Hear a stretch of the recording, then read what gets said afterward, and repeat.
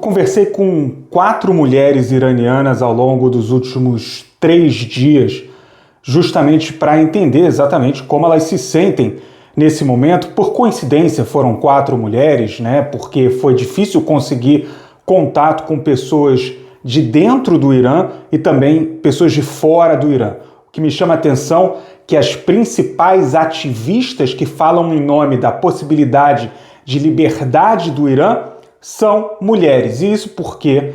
Porque o regime ele é especialmente opressivo em relação às mulheres. Isso já aconteceu inclusive em 2022, quando houve aquelas manifestações a partir da morte de Mahsa Amini, aquela jovem que foi presa pela polícia da moralidade do Irã e posteriormente foi morta por essa polícia da moralidade por não usar o véu da forma adequada, segundo os padrões estabelecidos por essa polícia da moralidade. Naquele momento, essa situação provocou grandes revoltas no Irã e as mulheres tiveram protagonismo.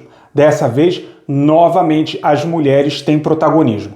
E eu conversei, essa minha última conversa foi com uma jovem iraniana que mora com o marido no Canadá. Eles se mudaram para o Canadá há menos de 3 anos.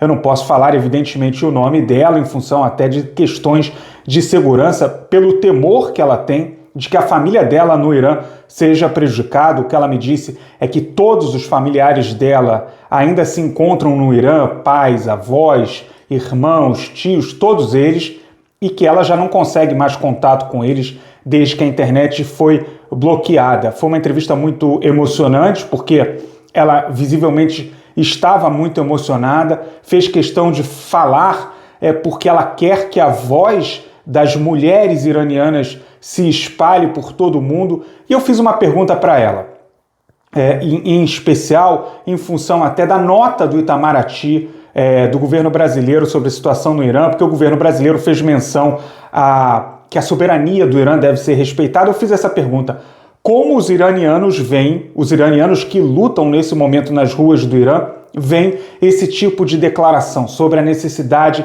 de respeitar a soberania do Irã e não haver intervenção externa? O que ela me disse foi o seguinte: olha, nesse momento as pessoas não estão exatamente preocupadas com questões de conceito de relações internacionais, conceitos políticos do tipo soberania. As pessoas querem liberdade. Soberania é um elemento posterior. Liberdade é a situação mais urgente que as pessoas no Irã estão pedindo nesse momento para que seja a queda do regime iraniano. Isso não é uma opinião minha, isso é fruto dessas entrevistas que eu conduzi ao longo da última semana com, como eu disse, coincidência, mulheres iranianas que protagonizam essa luta por liberdade no Irã. Então essa questão de soberania, segundo ela, é uma questão menor. Ela me disse que não tem contato mais com nenhum membro da sua família, nem com amigos. Eu também perguntei às 4 mulheres com as quais eu conversei sobre essa situação envolvendo a acusação que o governo iraniano faz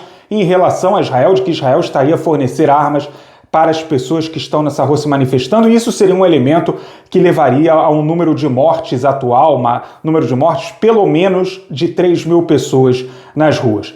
Todas essas pessoas me disseram, todas essas mulheres me disseram de forma unânime: essa é uma narrativa do governo do Irã, que o Irã usa, o regime usa com frequência para tentar se livrar da responsabilidade diante da comunidade internacional, mas que as únicas pessoas que possuem armas no Irã são os membros do regime islâmico, da República Islâmica iraniana. Então a acusação sobre Israel não se valida segundo todas essas pessoas com as quais eu conversei. Como eu digo, novamente, não é a minha opinião, é fruto do resultado dessas entrevistas, que eu conduzi ao longo dos últimos dias.